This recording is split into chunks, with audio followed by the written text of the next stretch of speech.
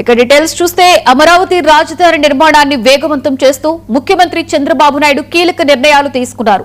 సచివాలయంలో సీఎం అధ్యక్షతన జరిగిన 63వ సిఆర్డీఏ అథారిటీ సమావేశం ముగిసింది. మంత్రి నారాయణ, సీఎస్ సాయి ప్రసాద్ హాజరైన ఈ హై లెవెల్ మీటింగ్ లో భూములిచ్చిన రైతులకు వరాల జల్లు కురిపించారు.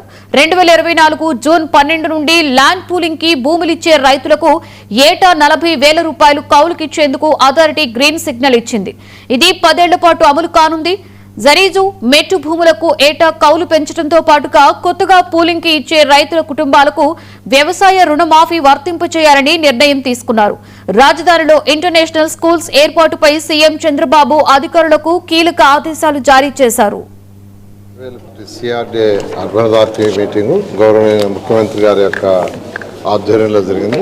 దీంట్లో తీసుకున్న డెసిషన్ ముఖ్యంగా ఏంటంటే ఏదైతే యాన్యుటీ 30,000 నుంచి 40,000, అదేవిధంగా 50,000 నుంచి 60,000 పెంచారో అది ఏ డేట్ నుంచి ఇవ్వాలనే దాని మీద ఒక డిస్కషన్లో గవర్నర్ ముఖ్యమంత్రి గారి దగ్గర డిస్కషన్ జరిగింది.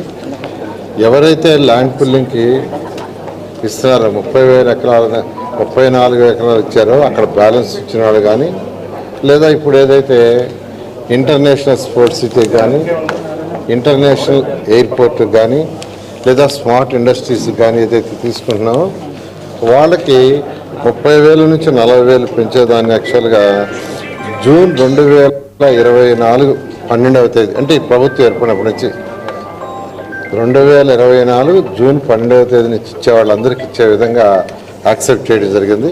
జూన్ 12, 2024 అంటే ఈ ప్రభుత్వం వచ్చినప్పటి నుంచి ఎవరైతే ల్యాండ్ పూలింగ్కి ఇస్తున్నారో వాళ్ళందరికీ కూడా, ఎందుకంటే అంతకుముందు వాళ్ళకి ఆల్రెడీ అనౌన్స్మెంట్ అయింది. ఇది 10 years ఇచ్చేటట్టుగా 10 సంవత్సరాలు.